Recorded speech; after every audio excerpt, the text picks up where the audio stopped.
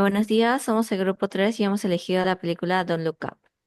En cuanto a la primera pregunta, yo creo que la reacción de los distintos sectores es que hay una polarización de opiniones donde hay un cierto escepticismo en cuanto a si el meteorito es real o no, y yo creo que eso parte en base a la diferencia que hay entre, por ejemplo, los científicos quienes priorizan la veracidad de la información, mientras que por otro lado están los políticos representados por la presidenta de Estados Unidos, quien vela por su propio beneficio antes de informar a la población como se debe. Y yo creo que esa película refleja súper bien cómo las personas actúan en la actualidad frente a crisis reales, ya que el ejemplo más parecido es la respuesta ante el cambio climático, donde a pesar de que haya una sólida investigación científica que respalde este fenómeno, igual hay cierto escepticismo que tal vez es impulsado por fines políticos o económicos. Claro, como lo mencionaste, ¿no? Actúan bajo su propio interés, ¿no? En este caso, para los políticos es moralmente correcto hacerlo, ya que al final les beneficia a ellos.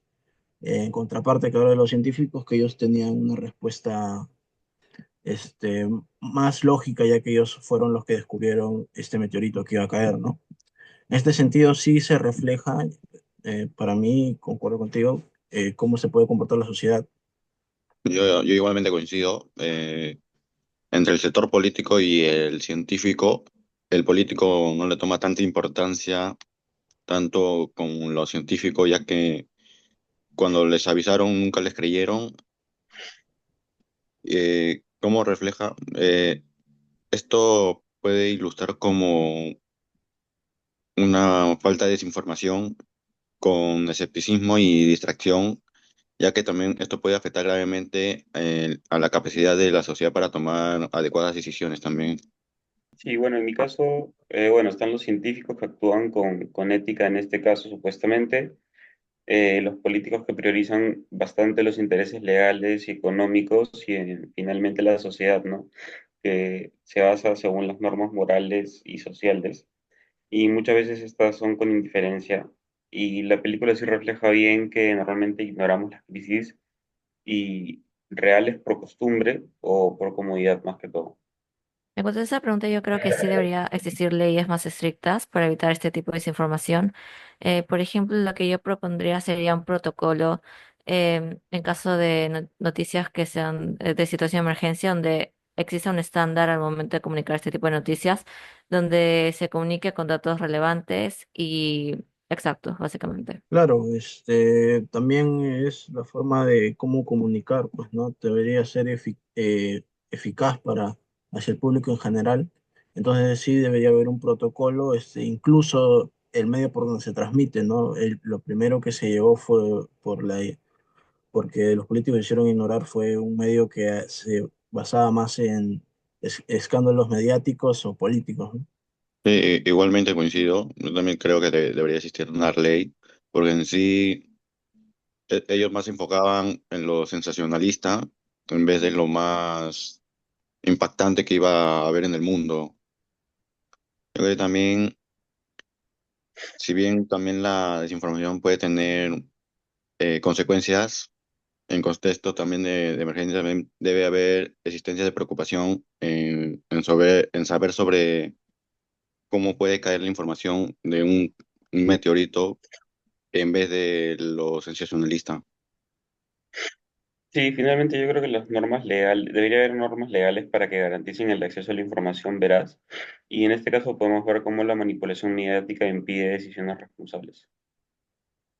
En ese caso, yo creo que existe una responsabilidad en base a la norma moral y social por parte de los periodistas y comunicadores, donde deben priorizar la honestidad y la veracidad de la información, además que deben poner por encima el bienestar colectivo antes que el beneficio propio, por lo que debieron informar la noticia tal cual es, en vez de manipular la información para que sea más digerible, como ellos consideran, y básicamente lo que hicieron es manipular la información para aumentar sus índices de rating, y eso yo creo que va en contra de una normativa moral y social. Por lo que los comunicadores tenemos la responsabilidad de siempre informar a la población con honestidad.